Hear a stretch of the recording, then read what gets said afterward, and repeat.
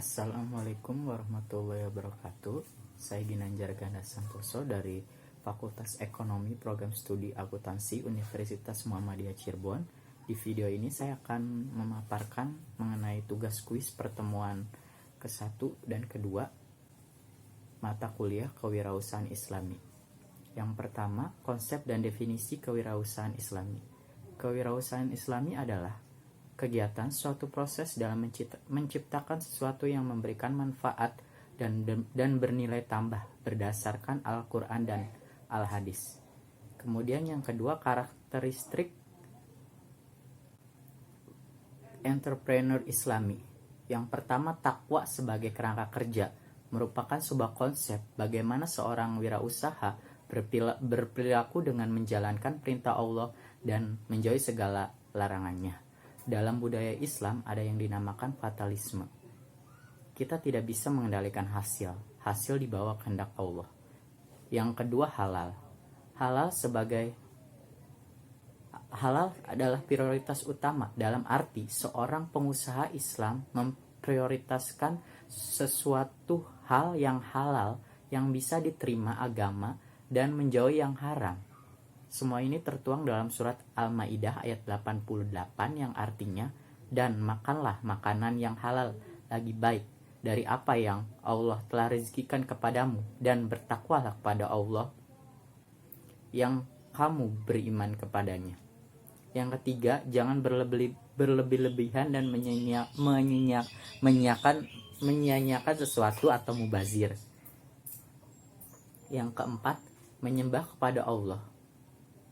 Sebagai seorang entrepreneur, Islam harus menjaga keseimbangan antara dunia dan akhirat. Yang kelima, merawat dan menjaga nilai-nilai moral yang tinggi yang berkaitan dengan suatu hal yang tidak diperbolehkan oleh Allah, tetapi kita masih melakukannya, seperti riba. Yang keenam, dapat dipercaya. Seorang entrepreneur harus amanah. Yang ketujuh, kepedulian terhadap kesejahteraan sosial. Sistem kesejahteraan dalam Islam yaitu bagaimana kita bisa berbagi kepada sesama melalui zakat, infak, dan sedekah. Yang kedelapan, berpengetahuan luas. Surat Al-Alaq ayat 1-5 termasuk ayat-ayat Al-Quran yang pertama diturunkan, yang artinya, bacalah dengan menyebut nama Tuhanmu yang menciptakan dan yang telah menciptakan manusia dari segumpal darah. Bacalah, dan Tuhanmu lah yang maha mulia, yang mengejar manusia dengan pena. Dia mengajarkan manusia apa yang tidak diketahuinya. Dalam ayat tersebut, kita disuruh untuk membaca ilmu-ilmu yang berfaedah tentunya. Yang terakhir yaitu peduli kepada masyarakat dan lingkungan sekitar. Selanjutnya, prinsip dan etika bisnis syariah. Prinsip bisnis syariah adalah satu hal yang bersifat mendasar, kebenaran yang universal yang menjadi titik tolak dalam berpikir dan bertindak. Dalam mengelola bisnis sesuai syariat Islam, prinsip dalam bisnis syariah dibagi menjadi dua, yaitu prinsip umum dan prinsip khusus. Prinsip umum yang pertama yaitu prinsip ilahi. Prinsip ilahiyah, prinsip yang dalam kegiatan bisnisnya berdasarkan nilai-nilai ketuhanan, yang sering disebut juga dengan prinsip tauhid. Yang kedua itu prinsip nabawi atau prinsip kenabian, yaitu prinsip yang didasarkan dari nilai kenabian. Bisa kita lihat dari sifat-sifat nabi seperti sidik yang artinya jujur, amanah dapat dipercaya, fatona cerdas, tablik menyampaikan. Yang selanjutnya itu prinsip adiliyah, prinsip bisnis yang menyadarkan pada nilai keadilan, berlaku adil tanpa pandang bulu kepada seseorang. Selanjutnya prinsip huriyah, prinsip manajemen bisnis yang menyadarkan pada nilai-nilai huriyah atau kebebasan, bebas melakukan atau tidak melakukan sesuatu selama tidak ada dalil yang melarangnya. Kebebasan akan tunduk pada dalil yang melarang atau memperbolehkannya. Selanjutnya prinsip musyawah atau kesetaraan, menyandarkan pada nilai kesetaraan sebagai pemandu dalam mengelola bisnis, melahirkan pola kemitraan dalam berbisnis antara karyawan sebagai mitra.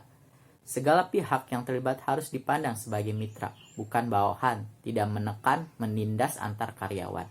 Yang terakhir dari prinsip umum yaitu prinsip ta'awun, tolong-menolong, yaitu prinsip yang menyandarkan pada nilai-nilai kerjasama atau tolong-menolong. Kemudian prinsip khusus, prinsip yang kedua, yang pertama itu ada prinsip tabadul manafi, asas pertukaran manfaat, keuntungan antara dua pihak dalam rangka kesejahteraan bersama.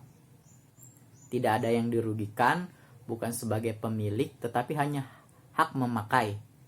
Kepemilikannya hanya milik Allah.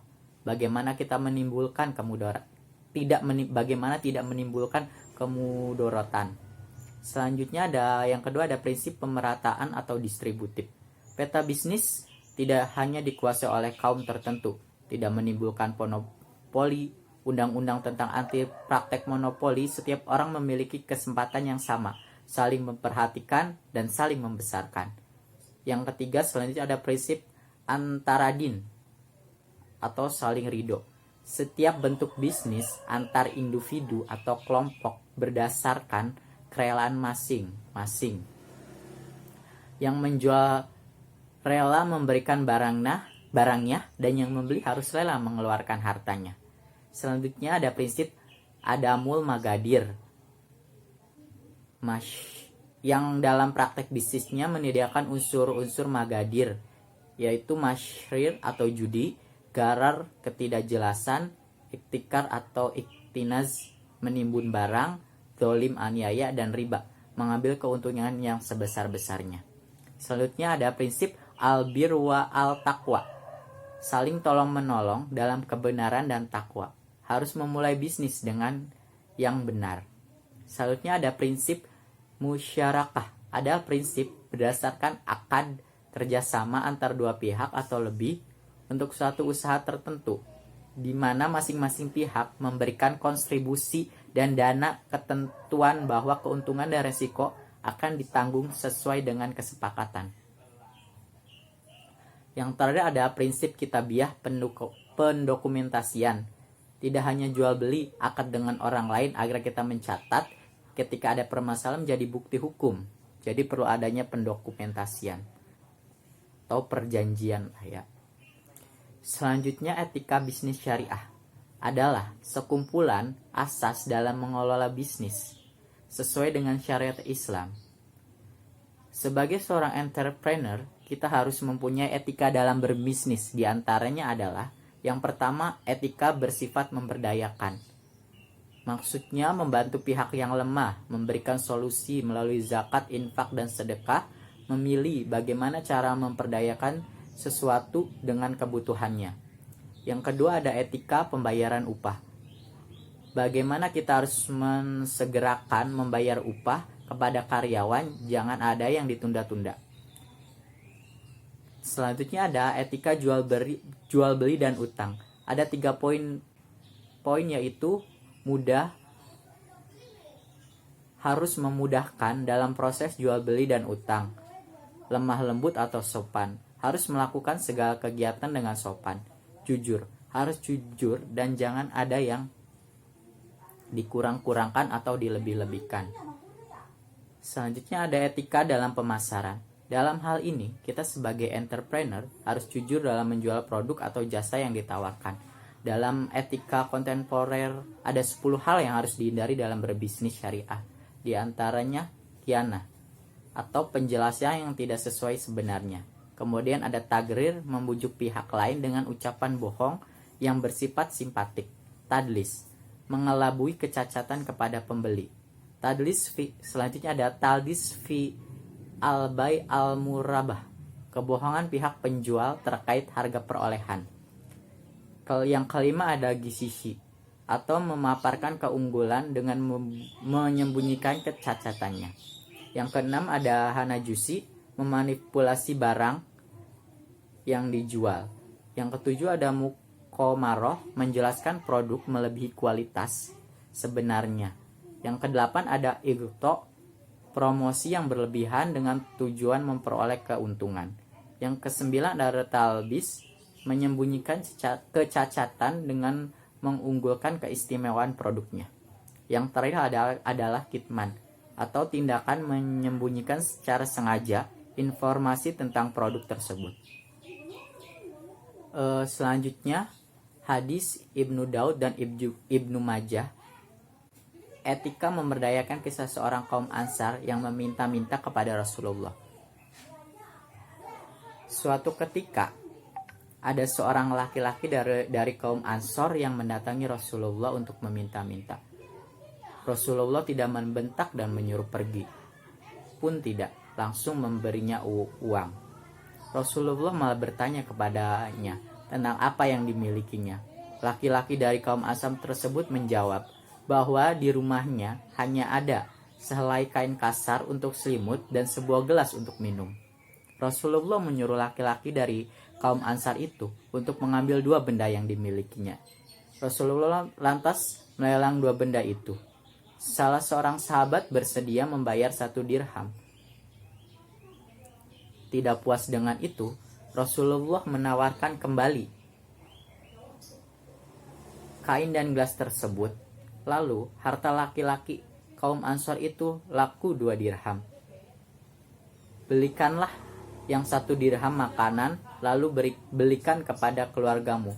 Lalu belikanlah 1 dirham yang lain untuk sebuah kapak, lalu bawakan kepadaku. Perintah Rasulullah sambil menyerahkan 2 dirham kepada laki-laki peminta dari kaum Ansar itu.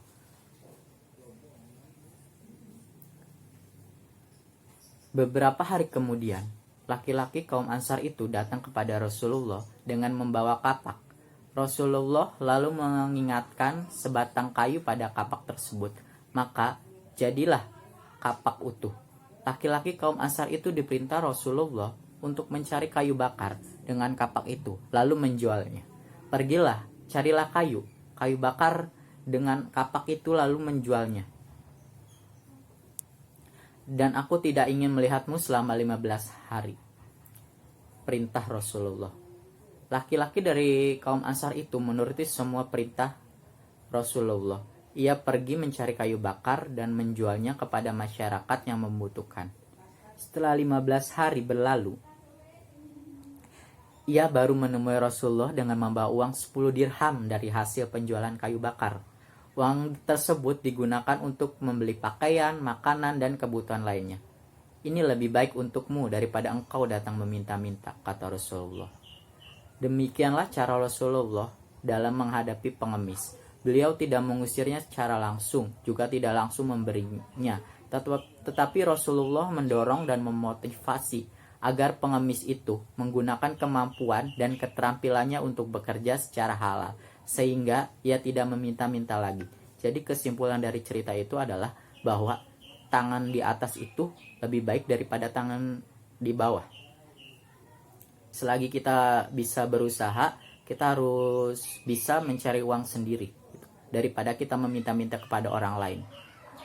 Yang terakhir itu alasan seorang menjadi entrepreneur itu, kalau menurut saya itu seseorang ingin kebebasan untuk bekerja, tidak ada perintah dari bos, juga menjadi kepuasan sendiri gitu ketika kita menjadi seorang entrepreneur.